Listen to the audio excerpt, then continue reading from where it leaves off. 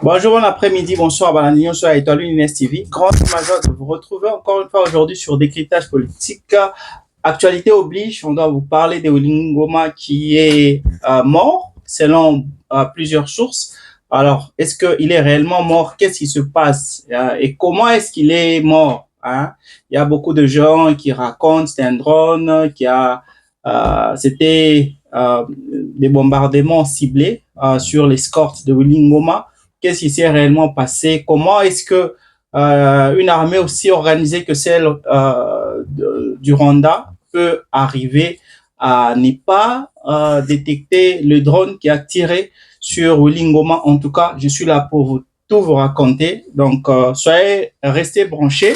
D'abord, je vous passe l'analyse de nos confrères de France 24. Ils ont dit quelque chose. Suivez ça et puis je vous reviens pour vous passer mon analyse. France 24 à la une ce soir, la mort de Willy Ngoma en République démocratique du Congo. Le porte-parole militaire de la FCM 23 a été tué tôt ce mardi aux alentours de la cité minière de Rubaya, territoire de Masisi dans la province du Nord Kivu. Sa mort a été confirmée par des sources militaires. Nous serons à Kinshasa dans ce journal. Willy Ngoma, cadre et porte-parole militaire du mouvement rebelle FCM 23, a été tué aux alentours de Rubaya dans la province de Masisi dans l'est du pays. Il aurait été visé par une frappe de drone. C'est ce que confirment plusieurs sources sécuritaires. Dans la zone, les combats se poursuivent malgré les déclarations de cessez-le-feu. Les précisions à Kinshasa d'Aurélie Bazaraki-Bangoula. Selon plusieurs sources sécuritaires, Willy Ngoma, porte-parole militaire de la FCM 23, a été tué dans une frappe de drone. Alors à ce stade, il est difficile d'avoir plus de précision. Ni la FCM 23 ni les autorités congolaises n'ont encore communiqué. Alors d'après nos sources, c'est dans la nuit de lundi à mardi que Willy Ngoma a été tué aux alentours de Rubaya. Plusieurs autres rebelles ont été blessés. Au cours de cette même nuit, l'un des responsables rebelles a affirmé sur les réseaux sociaux que l'armée congolaise et ses alliés bombardent, je cite, aveuglément la zone. Alors depuis plusieurs jours, les combats sont intenses vers Rubaya, une cité contrôlée par les rebelles. C'est une zone stratégique et riche en minerais. La rébellion y tire une importante manne financière. 15% du coltan mondial utilisé par exemple pour la fabrication des téléphones portables provient des mines de Rubaya. Willy Ngoma était l'un des visages les plus connus de la FCM 23. Il a été sanctionné par l'Union européenne puis par les États-Unis qui l'accusent de violations graves des droits humains. C'est l'heure du... Alors, comme vous l'avez tous suivi, selon des sources sûres comme France 24, RFI, on a confirmé cela. Willy Ngoma est mort. Il est mort dans la nuit du lundi au mardi. Alors, qu'est-ce qui s'est réellement passé? D'abord, je vous parle d'abord de Willy Ngoma. Qui est Willy Ngoma? Willy Ngoma était un Congolais qui a décidé de joindre la rébellion, un peu comme Nanga l'avait fait. Lui, il a décidé de joindre la rébellion. Il a été le porte-parole des M23. Il n'était pas seulement porte-parole. Dans plusieurs meetings, c'est lui qui parlait. Il formait aussi les soldats. Il était celui qui dénigrait l'armée congolaise. Il était celui qui parlait du bien de ces soi-disant lions de Sambwe, les M23. Alors, c'est un monsieur qui était une des figures les plus importantes de ce mouvement de rébellion des M23. Je vous rappelle qu'il était sanctionné en 2023 par les États-Unis pour violation grave des droits de l'homme après toutes ces accusations, tueries, massacres, violences sexuelles faites aux femmes. Alors, c'était quelqu'un qui était déjà recherché. Il n'était pas condamné seulement par l'Union, par les États-Unis. Il était aussi sanctionné par l'Union européenne, bien qu'il ait reçu le support ou l'appui de l'armée rwandaise, le gouvernement rwandais qui cherchait à le défendre, qui trouvait que ces sanctions étaient injustes. Il n'était pas le seul. Il y a aussi le général Sultan Makenga qui avait aussi écopé des mêmes sanctions. Il y a aussi l'autre là, le chef des Twiraneho. Je connais pas son nom, mais lui aussi, il fait partie des personnes qui avaient écopé des sanctions des Américains. Alors, vous allez même vous rappeler, récemment, il y a une vidéo qui a circulé sur les réseaux sociaux dans laquelle on voit Willy Ngoma en train de faire courir les mercenaires. Il les faisait courir, allez, courez, courez. Il les disait de vite déguerpir du lieu là où ils étaient parce que ces mercenaires américains, ces mercenaires étaient en soutien au FARDC. Alors lui, il était là pour leur laisser la place, leur dire de foutre le camp le plus tôt possible. Allez, courez, courez. Ne badinez pas avec les M23, ne jouez pas avec les M23. Ici, on ne s'amuse pas. Alors, cette vidéo qui est apparue récemment, ce n'est pas une vidéo récente, ce n'est pas une vidéo qui date de maintenant, c'est une vidéo de l'année passée, en janvier 2025. C'est là que la vidéo a été réalisée. Donc, c'est quelqu'un, vous comprenez, c'est quelqu'un qui était déjà recherché. Alors, les Américains, dans le deal que Félix Tshisekedi a eu à faire avec les Américains, il leur a donné le monopole sur les minéraux stratégiques congolais, y compris les minéraux qui se retrouvent dans les zones occupées par le M23, à savoir Rubaya, qui est une cité du territoire de Massissi. Il y a cette mine-là de Rubaya qui contient 30% du cobalt, du coltan mondial. Alors, vous comprenez que c'est le moteur clé du financement de la rébellion, bien que cette rébellion du M23 ait d'autres sources de financement, mais quand même, Rubaya constitue le moteur clé du financement des M23. Alors, récemment, depuis le lundi, je peux même aller loin, depuis le samedi dernier, il y a des combats, plus précisément dans les hauts plateaux, à Minembwe. Il y a les FARDC et les Wazalendo qui cherchaient qui se battent contre les M23 et ils ont pu atteindre Massissi, dans le territoire de Massissi. Ils sont en train d'avancer dans le nord Kivu. Après, ils sont allés maintenant parce que comme Rubaya est contrôlé plutôt par les M23, il se devrait maintenant de libérer la mine de Rubaya, de faire déguerpir les M23 qui se trouvent à Rubaya pour que les États-Unis aient une main mise sur la mine de Rubaya. Alors, la stratégie était simple, encercler Rubaya et voir comment utiliser une stratégie pour récupérer Rubaya. C'est ce que les FARDC ont fait ensemble avec les Wazalendo. Ils ont encerclé la mine de Rubaya. Après l'avoir encerclé, les M23 qui étaient déjà là ont vu qu'ils étaient en infériorité numérique par rapport aux FARDC et Wazalendo qui les avaient déjà entourés. Ils ont appelé un renfort.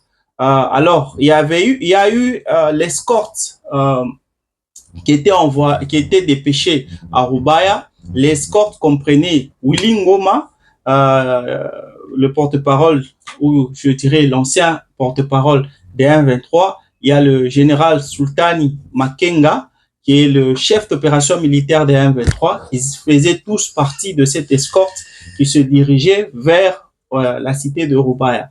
Alors, en route, là où ils étaient, les Wazalendo ont utilisé une ruse. Ils se sont dit, OK, ces gens savent que la cité est déjà encerclée. Ils vont pas utiliser la route principale. Ils vont chercher à prendre des raccourcis pour arriver à contourner les Wazalendo et ainsi les prendre en embuscade. Alors, c'était bien organisé. Pendant qu'ils ont créé cette petite route-là, dessus, très en haut, se trouvaient des drones. Ils ont placé des drones. Ces drones ont été dépêchés par les États-Unis. Ce sont les États-Unis qui ont ont donné ces drones-là aux Azalendo et aux FARDC. Ces drones-là ne peuvent pas être détectés par le GPS de M23. Ils ne pouvaient pas détecter ça. C'était là depuis 2 jours. C'est-à-dire, cela a été placé depuis le samedi dans la soirée qu'on a placé ces drones-là. Ces drones-là étaient juste sur la petite route-là, mais en haut, vraiment dans le ciel. Donc, ils ont tout calculé. Si seulement cette escorte-là allait se diriger sur cette petite route-là, sur cette petite route, ils pouvaient directement envoyer des missiles et bombarder tout ce qui a bougé là-bas. Alors, l'escorte de Willy Ngoma a vu que ils étaient prêts, ces gens-là ont vu qu'ils étaient prêts de la cité, alors ils ont cherché à contourner. Quand ils ont contourné, c'est ainsi que ils ont lancé des missiles, ils ont bombardé à partir de ces drones-là que les M23 n'ont pas pu détecter. C'est ainsi que vous apprenez la mort de Willy Ngoma. Il n'était pas seul, il avait beaucoup de militaires qui l'accompagnaient, beaucoup sont morts, il y a aussi beaucoup qui étaient blessés. Parmi les blessés, il y a le sultan Makenga, le général Sultan Makenga, qui est le chef, je le rappelle, le chef d'opération militaire du M23. Il était parmi les blessés et selon nos dernières informations, on le met au conditionnel parce que jusque-là, c'est pas officiel. Le général Sultan Makenga serait mort parce qu'il a succombé de ses blessures. Alors, jusque-là, du côté de l'AFC M23, on n'a rien confirmé de cela, mais on n'a aussi rien infirmé. On n'a pas confirmé, on n'a pas infirmé.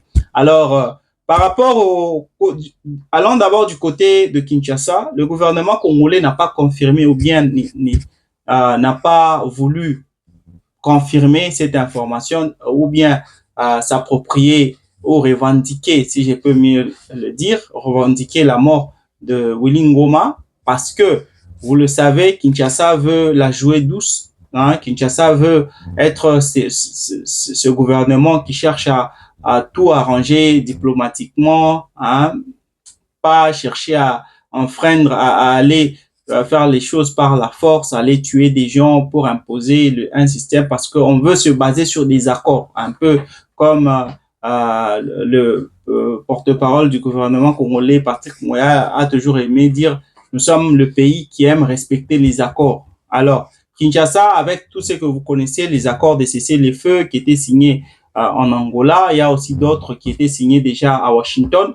Alors, Kinshasa ne veut pas être ce pays-là, ce pays qui ne respecte pas les accords. On veut toujours accuser Kigali. Alors, si Kinshasa confirmait avoir tué Willy Ngoma, cela serait une façon de s'accuser soi-même devant la communauté internationale, disant que non, on n'a pas respecté, on les a tués. Et pourtant, ça n'a même pas de sens. Et pourtant, vous avez toujours accusé le Rwanda de ne pas respecter les accords. Si vous êtes en droit, si le Rwanda et ses supplétifs n'arrivent pas à respecter les accords, pourquoi vous devez vous expliquer, pourquoi craindre de ne pas annoncer avoir tué quelqu'un, un leader, une grande figure du 1-23 tel que Willy Ngoma. Je ne trouve pas de raison parce que vous vous êtes toujours accusés mutuellement. Du côté de M23, la raison pour laquelle on ne veut pas annoncer jusque-là, parce que les M23, premièrement, ils ont été, les FARDC les ont eu. Les M23, vraiment, ils ne savent pas comment ils n'ont pas pu détecter ces drones-là, d'où proviennent ces drones-là, et aussi les M23. Récemment, c'était, je pense, il y a un mois, ils avaient déclaré avoir détruit le seul et l'unique l'unique centre de commandement des drones militaires des FARDC qui se trouve à Kisangani. Alors, comment expliquer que après avoir détruit l'unique centre de commandement des drones militaires qui se trouvent à Kisangani, mais les FARDC ont pu utiliser encore des drones pour... c'était des drones ciblés, c'était tellement bien organisé. Il y a eu des bombardements à 8 heures, à 9 heures et à 12 heures. Là, c'est du côté des Minembwe, mais comment est-ce qu'on a pu cibler cette escorte-là, arriver à tuer Willy Ngoma? Jusque-là, ces gens-là ne savent pas comment ça s'est passé. Alors, ils ne peuvent pas aussi juste dire comme ça, annoncer que c'est vrai, Willy Ngoma est mort, ils ont utilisé, parce que cela serait une humiliation, parce que les gens se moquent des M23. Et aussi, nous devons aussi, je dois aussi dire, c'est qu'ils ont promis que Kinshasa va payer les conséquences de ce manque ou de ce non-respect du cessez-le-feu. Ils ont dit cela parce que selon eux, c'est Kinshasa qui ne respecte pas encore une fois de plus le cessez-le-feu. Ces gens sont malades, si je peux le dire. Ces gens sont malades, pourquoi? Parce que tout ce temps, ce sont eux qui violent les accords de cessez-le-feu. Même le récent accord de cessez-le-feu qui était signé en Angola, eux avaient dit haut et fort que non, nous, ces cessez-le-feu-là, on ne fait pas partie de ça parce qu'on n'était même pas invité par l'Angola, on ne fait pas partie des partis qui ont signé ces cessez-le-feu. Nous, on se tient, on se base sur les accords signés à Doha et à Washington. Donc, le cessez-le-feu d'Angola ne nous concerne pas. Ils étaient clairs en disant ça. Mais non, cela veut dire que vous ne respectez pas les cessez-le-feu. Donc, la guerre continue. Maintenant, on vient de tuer l'une des figures de votre rébellion. Vous dites maintenant, Kinshasa ne respecte pas les cessez-le-feu. Jusqu'à quand est-ce qu'on va continuer à se jouer des noms? En tout cas, coup de chapeau à nos FARDC. Mais j'aurais aimé qu'on puisse faire cela pour libérer les zones qui sont occupées par les M23, parce que là, c'est encore exposé les populations qui vivent dans les endroits qui sont encore occupés par les M23, parce qu'ils vont chercher maintenant à s'évanger davantage, ils vont encore plus tuer des gens et c'est nous qui allons perdre. Vous ciblez la cité ou la mine de Rubaya pour que les Américains puissent avoir une même mise sur le coltan. Maintenant, que dire des autres cités? Que dire de Bukavu? Que dire de Goma? Là où ses ennemis sont, Ces gens-là vont être toujours occupés par ces mêmes gens. Et il y aura encore plus de tracasseries, plus de viols, plus de tueries. Vous comprenez? Donc, j'aurais souhaité ou j'aurais voulu que ces attaques ciblées soient plus vers les zones qui sont occupées pour qu'on puisse libérer Goma, qu'on puisse libérer Bukavu, qu'on puisse libérer les autres localités qui sont occupées par les M23. Au lieu de cibler seulement une mine et tirer sur ceux qui bougent là-bas, et puis vous libérez, admettons, vous libérez la mine de Rubaya, et puis les Américains ont une main mise sur la mine de Rubaya, et puis quoi? Et qu'est-ce qui se passe après? Nos populations continuent à être esclaves dans leur propre ville, dans leur propre village, par les rebelles qui vont maintenant être encore plus énervés contre le gouvernement congolais, et c'est la population qui va en pâtir. Mesdames et messieurs, c'était Décryptage politique avec votre frère Francis. On se retrouve demain avec la même force, la même énergie. Bye.